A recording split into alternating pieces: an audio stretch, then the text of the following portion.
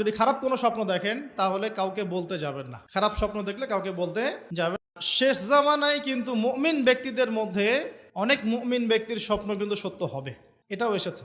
মুমিন ব্যক্তির স্বপ্নও কিন্তু সত্য হবে।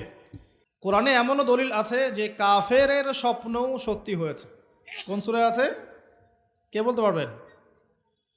কাফের ব্যক্তির স্বপ্নও সত্যি হয়েছে এমন দলিল কোরআনের কোথায় আছে? কে বলতে পারবেন? হ্যাঁ, সূরা ইউসুফ। কিনা আপনার? জি, আশিক।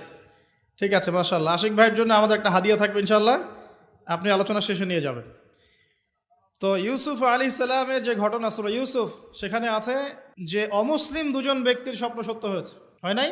একজন এসে বলেছেন আমার মাথায় রুটি, রুটি খেয়ে নিচ্ছে পাখি।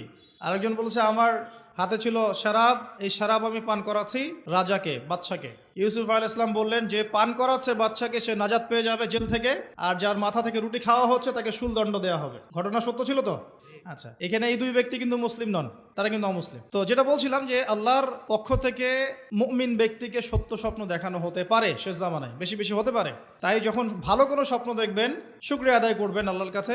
আর যদি খারাপ কোনো স্বপ্ন দেখেন তাহলে কাউকে বলতে যাবেন না। খারাপ স্বপ্ন দেখলে কাউকে বলতে যাবেন না, বরং 2 রাকাত নামাজ পড়ে আল্লাহর কাছে আশ্রয় চাইবেন। আল্লাহ, আমি এই খারাপ স্বপ্ন দেখেছি, এর থেকে তোমার কাছে আমি আশ্রয় প্রার্থনা করছি। পবিত্র কোরআনুল কারীমে সূরা আলে ইমরান এর 19 নম্বর আয়াতে আল্লাহ পাক বলছেন, বা'দা আউযু বিল্লাহি মিনাশ শাইতানির রাজিম, ইন্না দীনা ইনদাল্লাহিল ইসলাম। আল্লাহ রাব্বুল আলামিন নিজে বলছেন যে নিশ্চয়ই আল্লাহর কাছে একমাত্র গ্রহণযোগ্য দিন বা জীবন ব্যবস্থার নাম কি? ইসলাম। ইসলাম শব্দের অর্থ কি? আমরা বলি শান্তি। সত্যিকার অর্থে ইসলাম শব্দের অর্থ হচ্ছে আত্মসমর্পণ করা। কি করা? আত্মসমর্পণ করা। যে ব্যক্তি আত্মসমর্পণ করে, যে ব্যক্তি ইসলাম পরিপূর্ণরূপে পালন করে, তাকে আমরা বলি মুসলিম। যে ব্যক্তি ইসলাম পরিপূর্ণরূপে পালন করে তাকে আমরা বলি মুসলিম। যেমন এই মুসলিম শব্দের সাথে যে নবীর নাম জড়িত সেটা হলো, তিনি হলেন ইব্রাহিম আলাইহিস সালাম। সূরা হজ পড়ে দেখবেন, হুয়া সাম্মাকুমুল মুসলিমিন, তিনি তো আমাদের নাম দিয়েছেন মুসলিম, এই জাতির নাম দিয়েছেন। তিনি আমাদের জাতির পিতা, মুসলিম জাতির পিতা। তো ইব্রাহিম আলাইহিস সালামের ব্যাপারে আল্লাহ পাক বলছেন, ইয ক্বালা লাহু রাব্বুহু আসলিম ক্বালা আসলামতু লিরাব্বিল আলামিন। যখনই আল্লাহ পাক ইব্রাহিমকে বলতেন আলাইহিস সালাম যে আত্মসমর্পণ করো, ইব্রাহিম আলাইহিস সালাম কোনো বিজ্ঞান যুক্তি দর্শন খুঁজতে যেতেন না। তিনি বলতেন আসলামতু লিরাব্বিল আলামিন, আমি বিশ্বজগতের প্রতিপালকের কাছে আত্মসমর্পণ করলাম। উদাহরণ দিচ্ছি, আল্লাহ রাব্বুল আলামিন ইব্রাহিম আলাইহিস সালামকে বলেছিলেন স্ত্রী এবং সন্তানকে জনমানব শূন্য কাবা ঘরের পাশে রেখে আসতে। ঠিক আছে, জানি তো আমরা।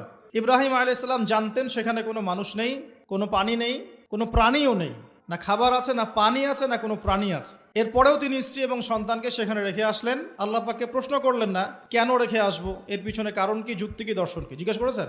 ইয ক্বালা লাহু রাব্বুহু আসলিম,